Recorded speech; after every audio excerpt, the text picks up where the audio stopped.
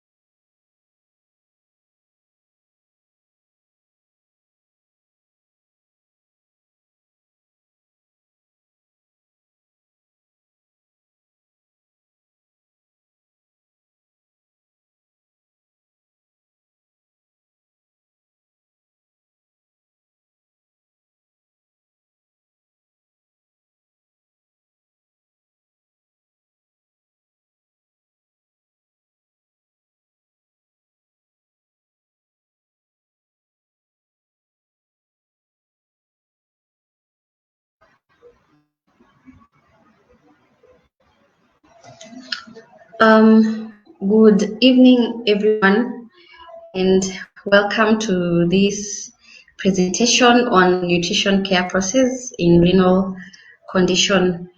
And what a coincidence that we are having our World Kidney Day in the next 2 days, which will be 12th of March. And the theme for this year is living well with kidney disease. Um, so we have some objectives that we want to achieve today in this presentation, which is number one, be able to describe the 4 steps in the nutrition care process. And then we also, by the end of this presentation, will be able to understand the goals that are there in the management of patients with renal condition. And lastly, we would want to recognize the renal related labs and their goal values. So, what is renal disease?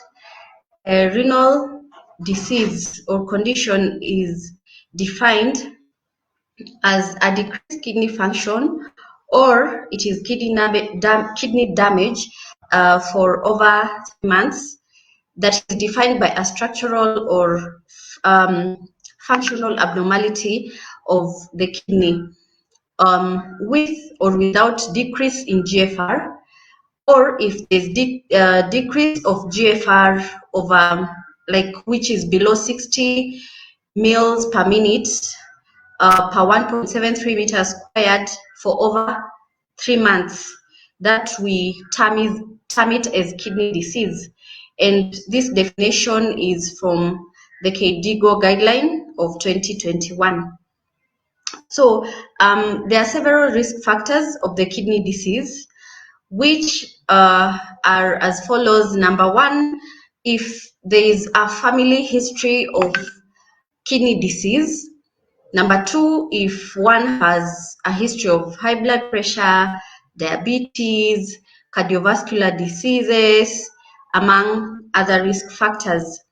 So we have, according to the GFR, the kidney disease or the chronic kidney disease is staged in different stages. When we talk of chronic kidney disease, we stage it from stage 1 to stage 5. When we talk of AKI, we have stage 1 to stage 3. And in different stages, when you talk of GFR, then it has different, when, for example, let's say, for example, when your kidney is normal, then your function will be about 90 and above. The GFR should be 90 and above. Then when you talk of one having kidney disease, then the GFR will be between 60 to 15. Then when you have total kidney failure, then you're talking of a GFR of 15 and below. So in the care process of this renal disease, of course, it will involve a multidisciplinary team, which includes, let's say, a nephrologist, a renal nurse, a renal dietitian, a pharmacist, a social worker, and also the relatives to the patient. So let's look at the nutrition care plan. So basically, what is nutrition care plan or a care process? So nutrition care process is defined as a systematic problem solving. It is a method actually that was developed by ADA, that the dietetic professionals should think critically, make decisions addressing the nutrition related problems, and provide a safe, effective, a highly qualified nutrition care. So there are several goals of the nutrition care process, which are, number one, to improve or preserve the nutrition status of a patient. Number two, optimize the function status of a patient. Number three, delay progression of the disease. For example, if a patient is in stage 2, we want to delay the progression of that disease to the end stage. Number four, influence and change the factors that contribute to an imbalance in the nutrition status, and therefore restore an improved state of nutritional health. Number five, we can have a goal where you want to prepare patients for transplant.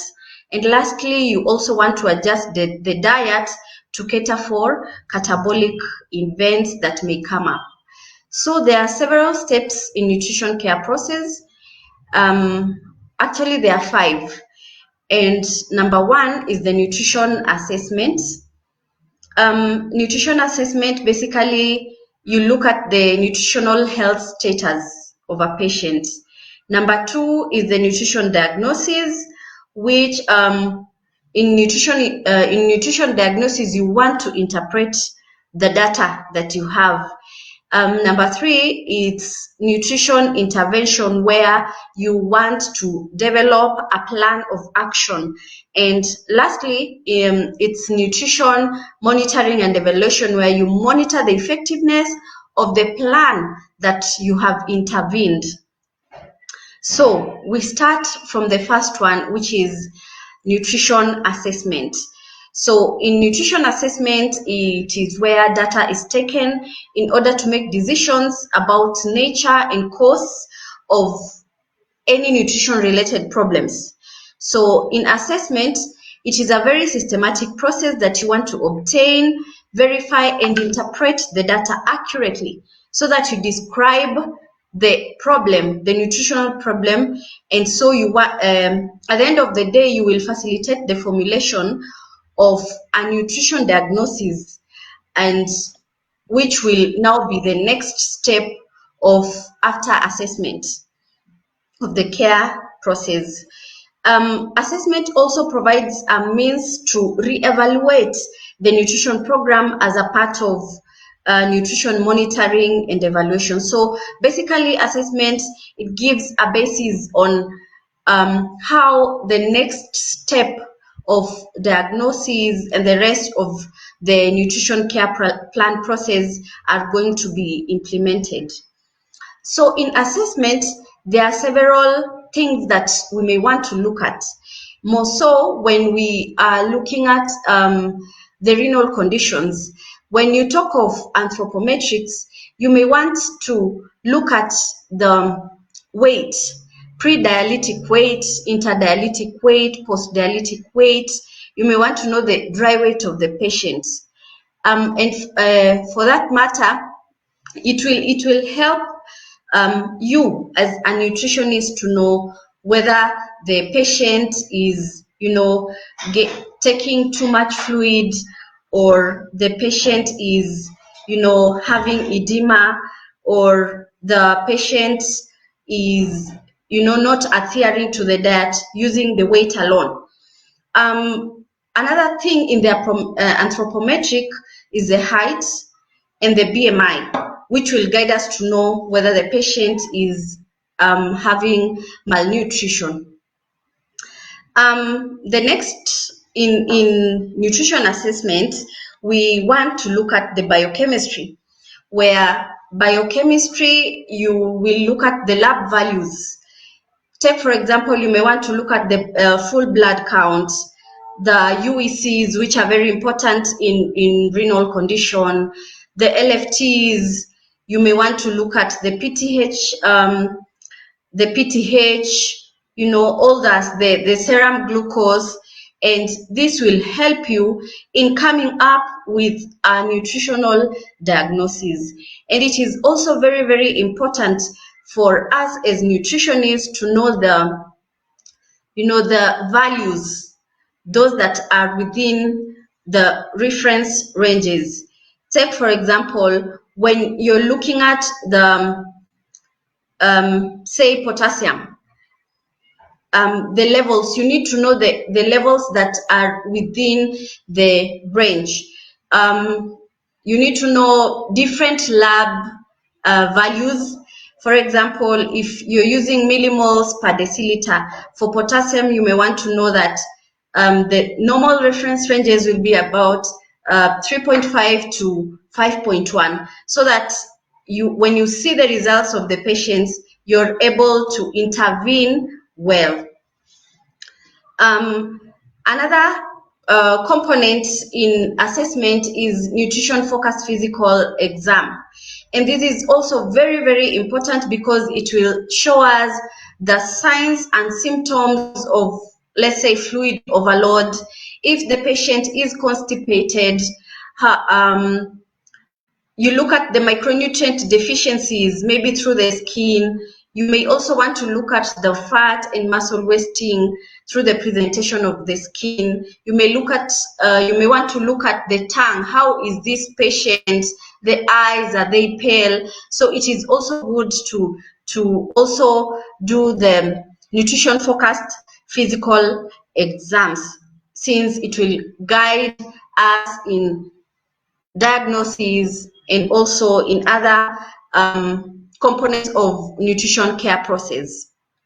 Another component in assessment is diet history, so that when you are talking to a patient, you may want to assess how are they eating. You may want to use several methods. You may want to use 24-hour recall, or a food diary, or a food frequency questionnaire, so that this will help you to know the adherence of the patient to the prescribed diet. This method will, component of diet history will also help you know how the patient is preparing their food. Say, for example, you taught the patient how to leach. Are they adhering? Are they following the process? So it is very important. And so this diet history may also indicate the diet intake prior to maybe hospital admission. Did the patient have appetite? Are they eating well? Are they eating a balanced diet? It may also indicate the period in which maybe the patient was on NPO within the hospital, or even at home before they came to the hospital, when the patient took the last meal, and so on and so forth. And the last component in assessment is client or medical history of the patient. It is also an important component because it helps us to know about the medications or the drugs that the patient is using, when the disease began, the history of admissions. That will shed more light to know the intervention that you're going to take as a nutritionist. So number 2 is the nutrition diagnosis. Number 2 component in nutrition care process. So number 1, we've talked about nutrition assessment, and we've talked of 5 components. So the next one is nutrition diagnosis. So how do you come up with a nutrition diagnosis? Basically, nutrition diagnosis has a PACE format, which is a problem, etiology or the cause, and then the symptom or the sign. This format helps us as nutritionists to come up with a well prescribed nutritional diagnosis. So nutrition diagnosis is generally stated as the problem due to etiology, which is the cause, as evidenced by a sign or a symptom, or symptoms or signs that you may see that are presenting from the patient. So let's say, for example, let's take a quick example of how you can come up with a diagnosis.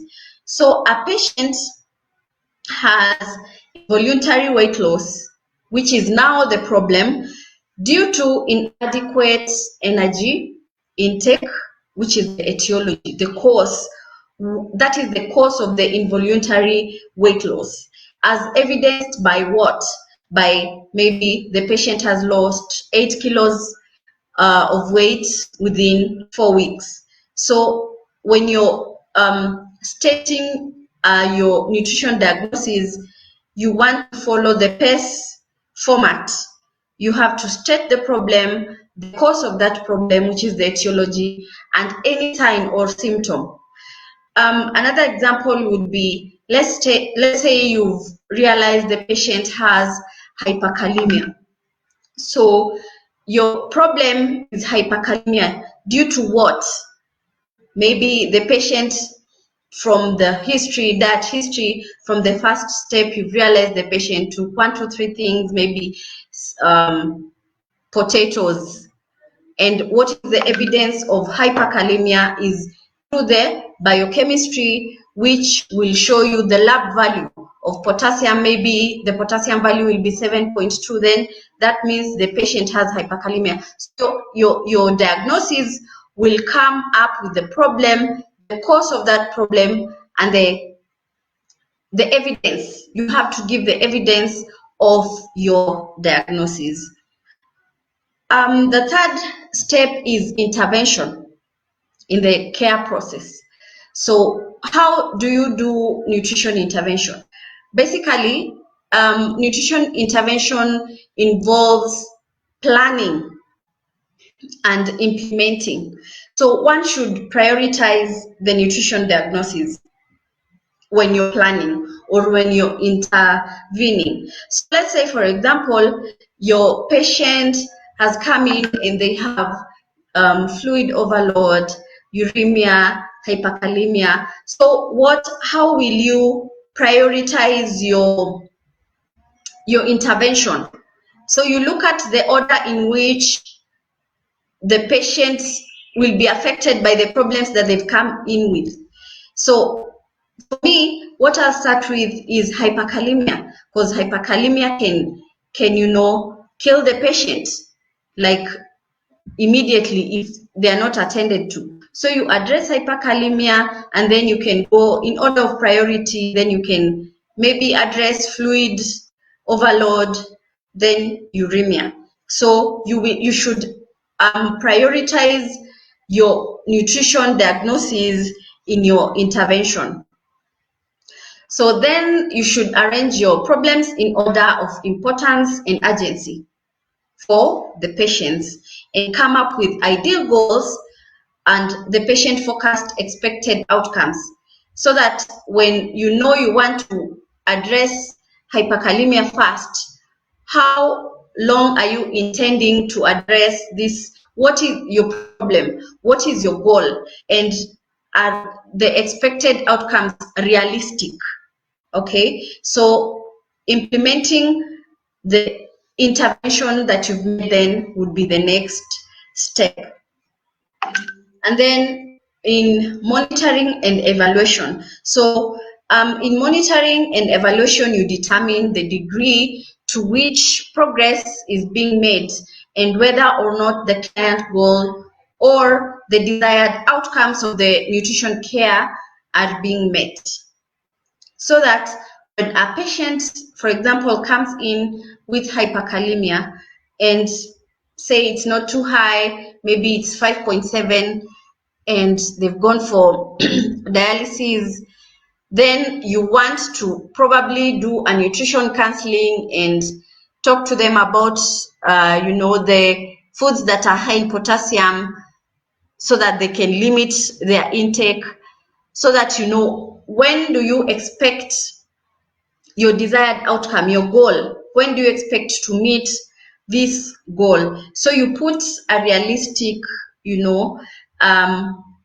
a realistic goal that you will, of course, achieve. So in management of renal disease, there are goals that we need to meet, as you've said. And these goals, like in renal disease, there, like we said earlier, there are several diseases. We may talk of AKI, we may talk of CKD, nephritic diseases, but these ones, they have goals, and in your goal you want to emphasize on avoiding the metabolic problems that would probably say particularly relate to excess dietary protein or phosphorus and other components. They are not only proteins and phosphorus, and other many components, which you may also want to look at: proteins, potassium, calcium, fluid, vitamins, and minerals. And it is also very, very important, as we had said earlier, to know the reference ranges, where it will help you to know your intervention. Let's talk about protein in management of renal disease. As we all know, protein is the backbone of the diet. It is essential for growth, for muscle building, boosting your immunity, preventing infection, and many other things. So proteins also are measured as albumin in the blood, and there are several importances or there are several things that albumin do in the blood, which we know, of course, like in maintaining the appropriate osmotic pressure within the blood, binding and transporting nutrients, substances like hormones, drugs. So protein is a very important component in managing the renal disease. We also have calories in the renal diet, and usually patients may have poor intake of calories, maybe due to frequency of illness or hospitalizations. These patients may have GI problems, constipations, maybe due to medications. Their age also may matter. Lack of exercise is another issue that may make these patients to have, inadequate calorie intake or poor appetite. So there are several suggestions that you can give to a patient to encourage them to have adequate calorie intake. Which one is, you may encourage the patient to not at least miss meals even when they are not hungry. Let them take small frequent meals. If a patient is eating poorly and they have, and their potassium or phosphate are low, you can, rebelarize their diet. When the patient has dysgeusia, where they have altered taste, then you can try and give them something like eggs, which will be more tolerated than, meat and all that. You may also want to consider giving them zinc supplements, and also you may want to consider serving proteins of high biological value.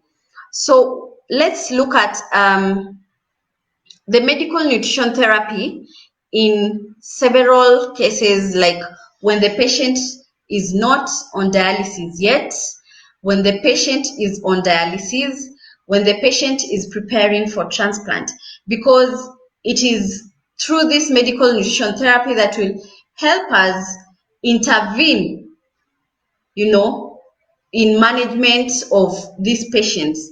Say, for example, you have a patient who has AKI. There are several goals in maybe your diet. You may want to give this patient about 25 to 35 kilocalories of energy per kilogram. For protein in AKI, you want to give about 0.8 to 1 gram per kg of, that is the patient without dialysis. Patient who is on AKI and they are on dialysis, you want to increase their protein, because they lose the protein through the process of dialysis, so they lose quite a lot. So you want to increase their intake to about 1.21 to 1.5 grams per kilogram. So for fluid, basically you want to look. So for AKI, you want to see, does this patient have edema?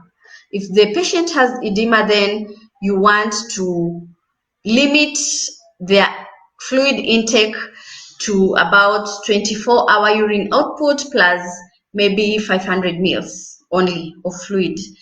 So for sodium and potassium, you want to give about 2,000 to 3,000 milligrams. So for phosphorus, about 18 to 15 milligrams per kilogram.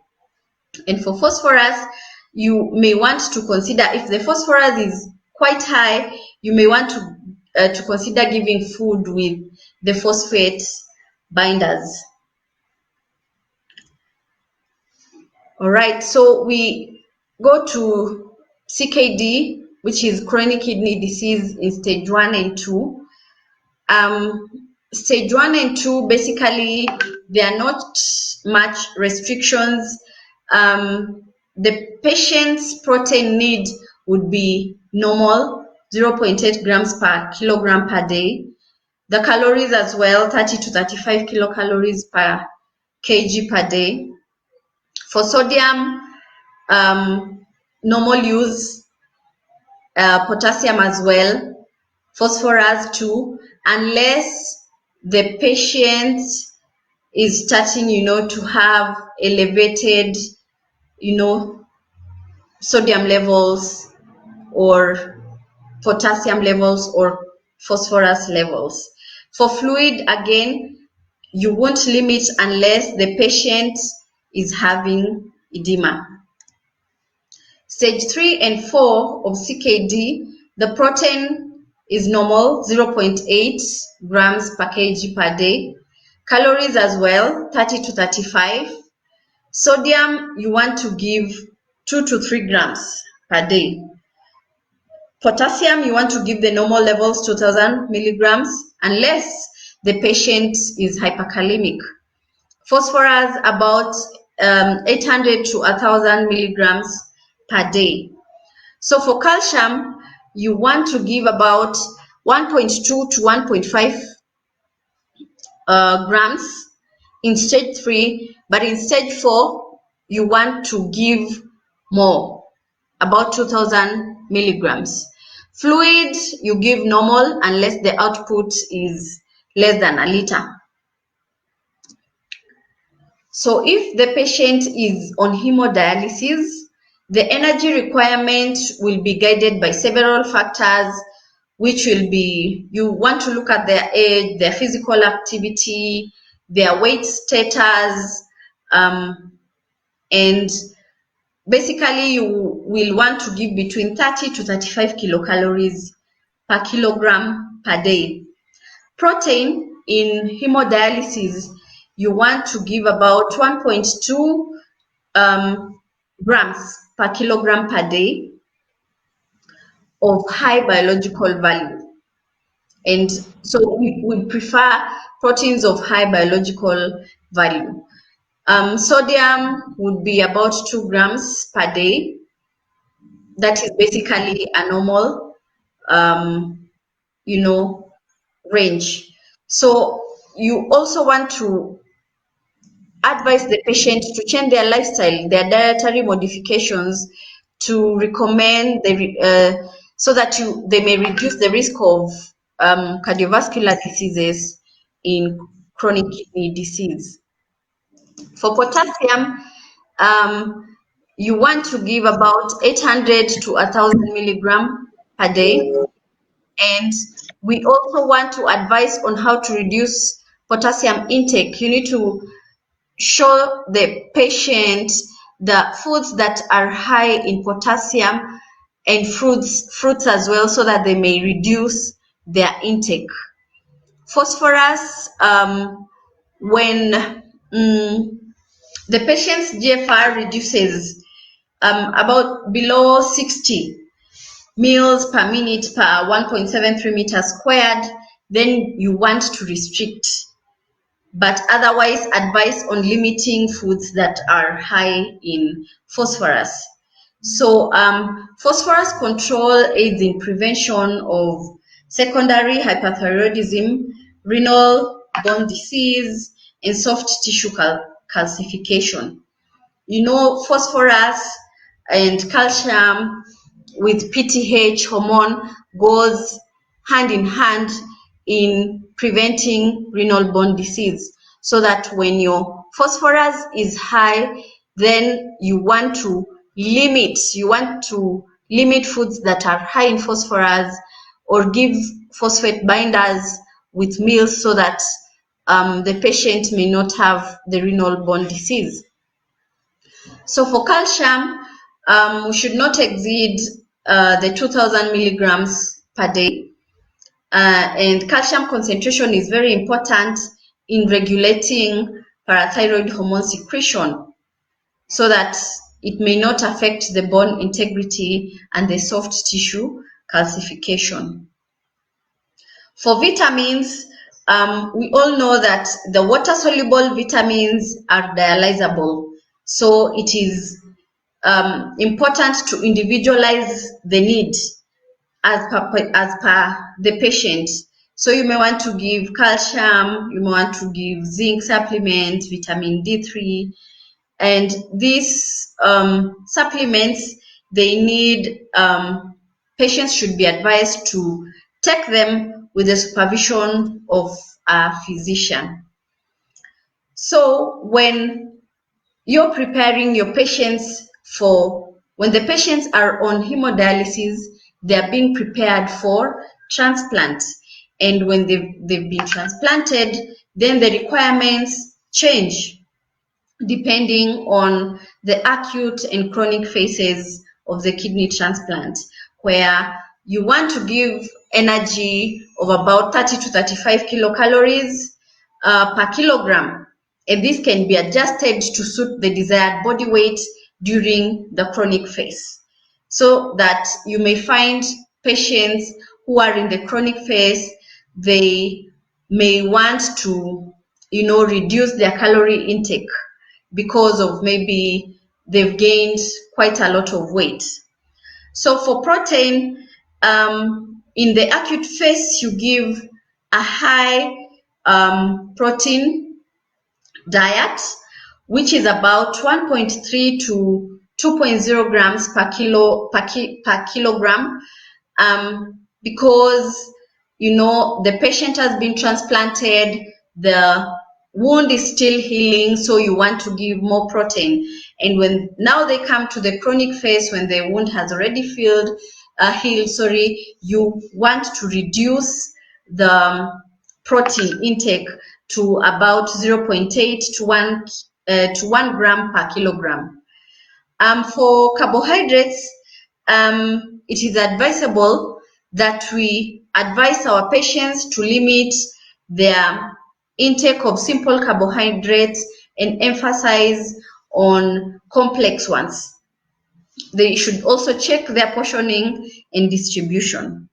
For sodium, you want to restrict if the patient has hypertension and if the fluid status dictates otherwise. So for sodium, you want to give about 2 to 4 grams per kilogram per day. Potassium, you want to give about 2 to 4 grams. And if the patient is hyperkalemic, if the graft has not, come up well, and the patient is hyperkalemic, then you want to restrict further the intake of potassium. For calcium, you want to give about 1200 to 1500 milligrams. And for fluid, you want to limit it by graft function. Otherwise, you don't restrict fluids if the graft has come up well. So for malnourished patients, there are several factors that you may want to consider in choosing the supplements. And this malnutrition in CKD is a big issue, and so we want to use a tool like, for example, the SGA tool to rate the malnutrition within which your patient is in. So there are several factors that you want to consider. Maybe how is their current oral intake, how are their recent lab values, do the patient have other comorbidities, how is their body weight, their fluid status, the recent change in their health status, and also the patient's preference also matter quite a lot. So in the nutrition care process, as we've said, we need to look at all that. And also, for you to intervene well, you need to know the medical nutrition therapy in each condition. So we should be well conversant with different renal conditions and their therapies, so that we may be able to intervene well.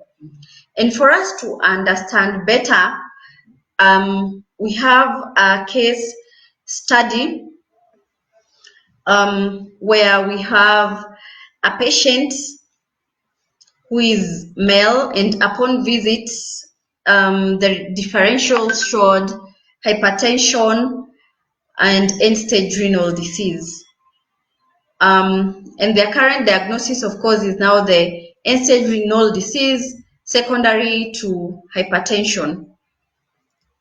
So, patient comes in with complaints of severe headache, weakness, lack of appetite, dizziness, and the patient started their disease patient came in on September 16th, 2021, and he started experiencing the severe headache and some little weakness, which prompted him now to come to the hospital. And when the vitals were taken, the BP was quite high, 206/110. The patient reported that he had not eaten anything that morning, and the last meal that was taken was dinner. The patient has no history of alcohol or smoking, but they have a history of chronic disease in the family. The patient's vital signs were blood pressure of 206/110, pulse of 80, SpO2 94%, and temperature of 36.8. When history was taken, the patient started falling ill sometime back in 2013, and the patient was diagnosed with hypertension, and they did not adhere to the medications that they were given. So the diet history is that the patient took an orange and some little spinach over dinner. And so the labs, the biochemicals showed that the patient had urea of 39.2 millimoles and a creatinine of 1600, sodium of 140, potassium of 5.8, a chloride of 107, and a HB of 9. The nutrition focused exam showed that the patient looked dull and weak, and there was no presence of edema. So that is the assessment part. So when you go to diagnosis, our patient is hyperkalemic due to the end-stage renal disease, as evidenced by high levels of potassium, of potassium. And the symptoms that the patient came in were, the exhaustion, lack of appetite. Another nutrition diagnosis is uremia due to ESRD, as evidenced by high urea levels showed by the lab values of 28.28 and a creatinine of 1451. So what is our goal? Our goal is to, achieve total adherence to the renal diet guides, to reduce the amount of waste in the blood in the next, say, 1 month, and then to try and bring down the potassium levels within the normal in the next month. So our intervention is nutrition counseling to be done to restrict potassium-rich foods, which includes the orange that the patient took and the spinach, which explains it all.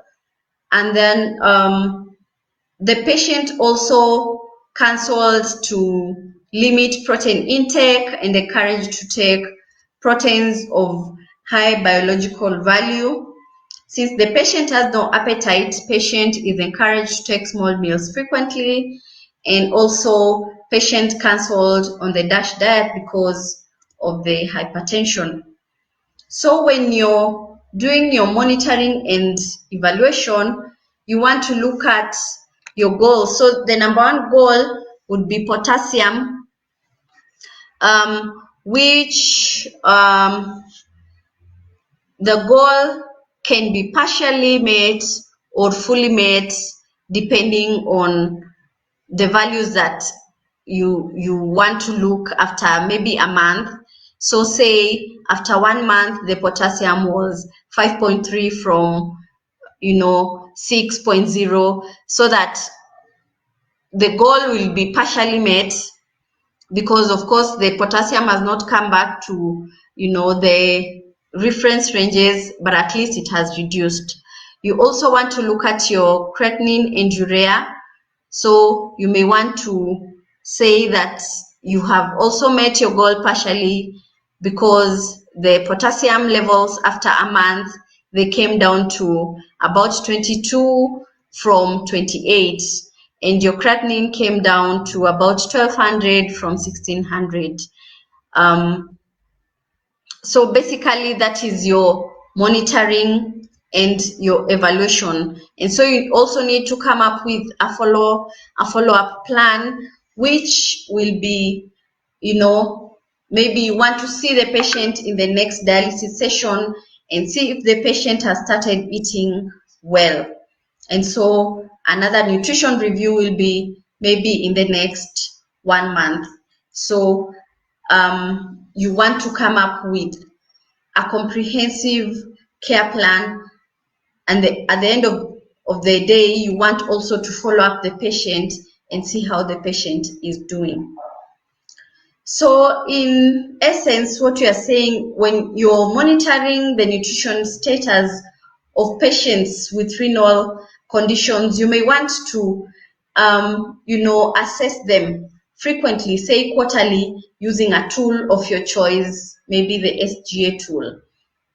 And you, in the medical nutrition therapy for the chronic kidney disease, we need to start from stage 3, where the GFR is below 60 mils per minute per 1.73 meters squared. So you want to intervene nutritionally at stage 3. And in nutrition care process of the renal condition, one should always ensure that the patient has the best possible health. You maintain the blood chemistries within the normal using your diet. If the diet is not playing a major role there, then you also want to look at other possibilities with the nephrologist and the renal nurse to know where the dialysis is adequate. And then also in the care process, you also want to reduce the risk of morbidity for the patients. Thank you so much. That is my presentation for today. If there are any questions, you're welcome.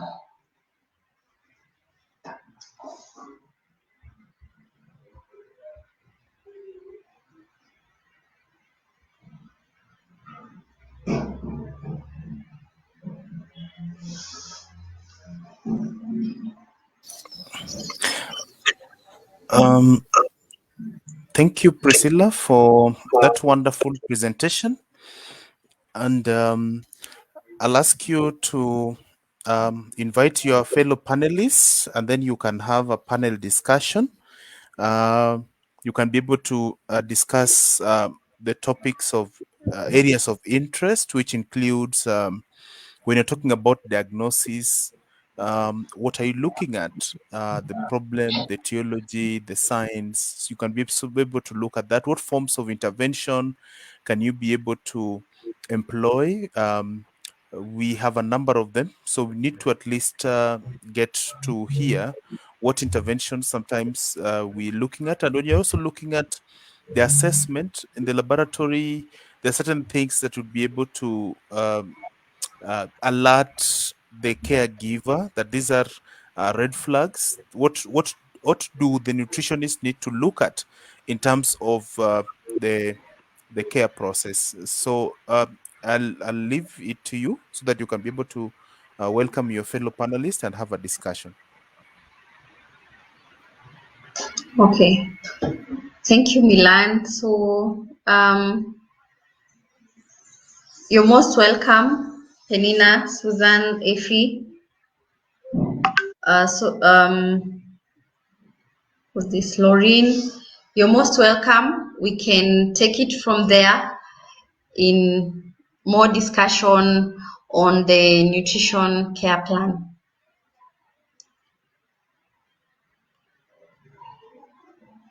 Effie.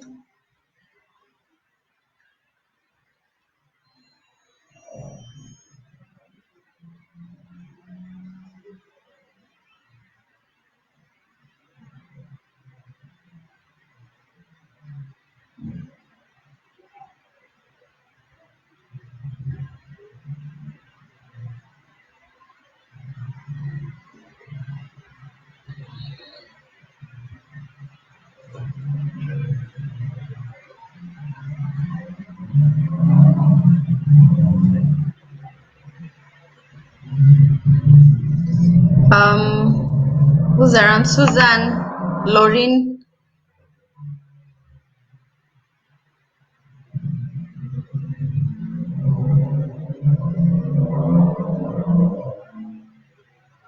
Thank you so much, Priscilla. That's a well articulated question. My name is Susan. General nutrition care process, it's like a process like any other we deal with in nutrition management, where generally we start from the anthropometric, dietary management. We take the history of the patient. Generally, these are the major indicators which help us to understand which are the major nutrition diagnosis to give to the patient. Without these indicators, I think managing a patient could be so hard. And I think Priscilla, you have articulated your issues so well. You have discussed and even given a case study of the same for the audience to understand what is the nutrition care process. I don't have much to add on the same. I think the audience have seen what you have given out. More you have emphasized on the issues of the diet. Those are the major things in the management of the renal disease to a nutritionist or to the patient we are dealing with. They bring a lot of issues. Thank you so much. And I give room to other people who have something to add.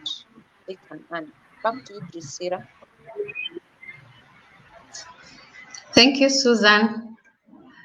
Anyone else who wants to add something on intervention or any other component of the care process? Hello, hi. My name is Moralerin. There's something I'd want to add about the assessment process. I don't know if you already talked about it, but I'm going to say it anyway. There's this aspect of socioeconomic history.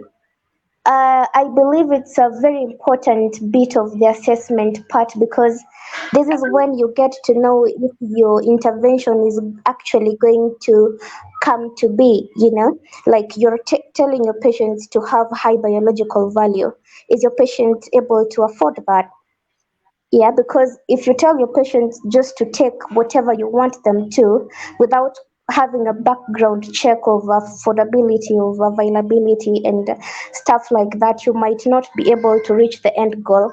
Coming about to the patient might even tell you they have taken it, and that they didn't in fear of, well, you are not aware if they can afford it, if it is available. Um, that is one of the things that I didn't hear about. That's it for me. Thank you. Thank you, Lauren. Anyone else with something to add on? Hello. Oh, there's someone on the other end? Yeah, let's take Effie then, or Evelyn. Evelyn, you can Oh, go ahead. let me continue. Good evening, everyone. This is Good Evelyn evening. Mwalo. I would like to thank the facilitator, that is Priscilla, for the recommendable job. Your presentation was well articulated, and you are able to explain more on the points that you are giving out.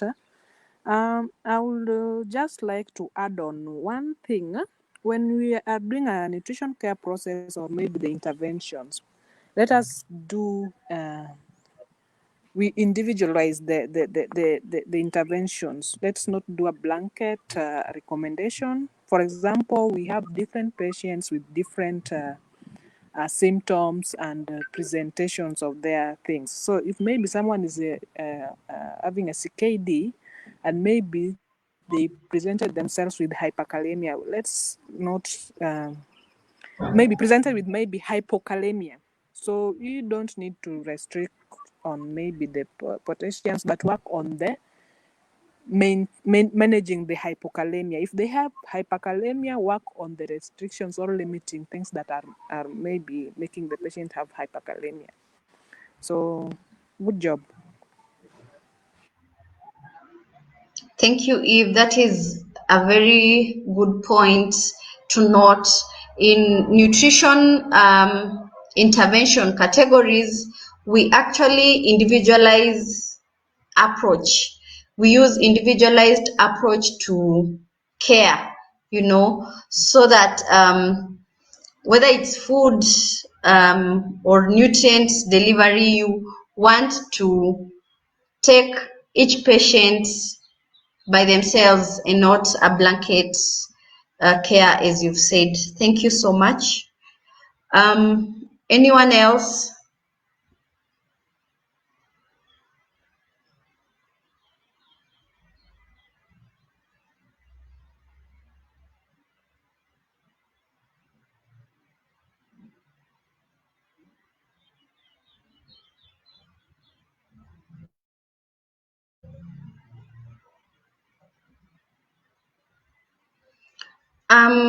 I'd wish to give maybe 4 nutrition intervention categories,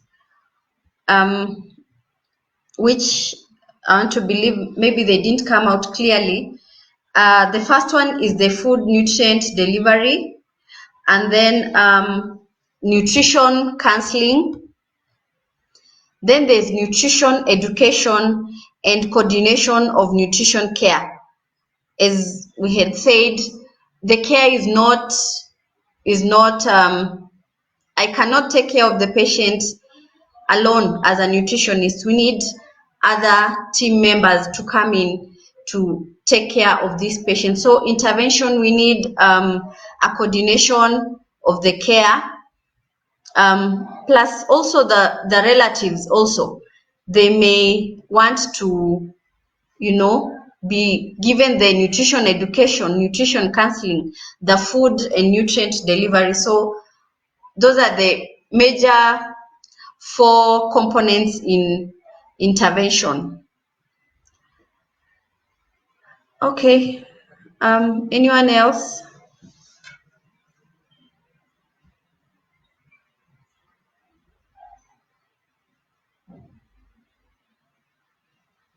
Any questions from the audience are welcome.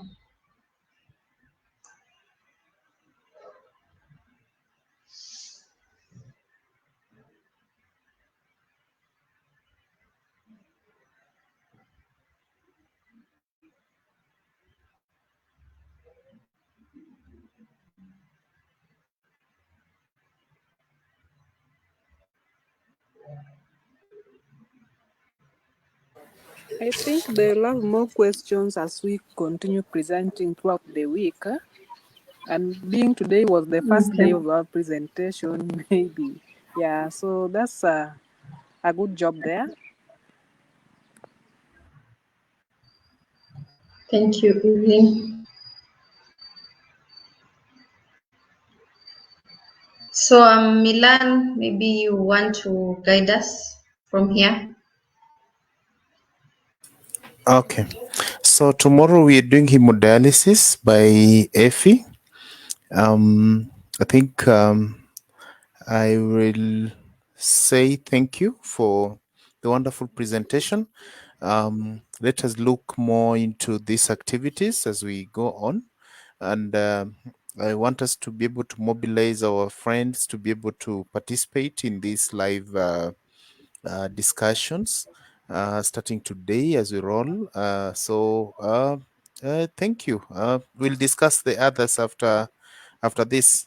We can discuss in our forum. Thank you very much. And I think we said 1 hour. We are exactly 1 hour within the time frame that we had set for ourselves. And I think I thank you for even our audience that have been able to join our program. We wish you well and we thank you and we hope that tomorrow you'll join us. And if you have any questions, you can write them on the chat section. The speaker for tomorrow will also be looking at those questions to be able to also give their comment and feedback so that we can be able to carry the fraternity along. So, otherwise, I also thank the panelists that were able to ask some questions and be able to make comments. I think it has been a wonderful evening, and we have also gotten time to learn something. Thank you very much.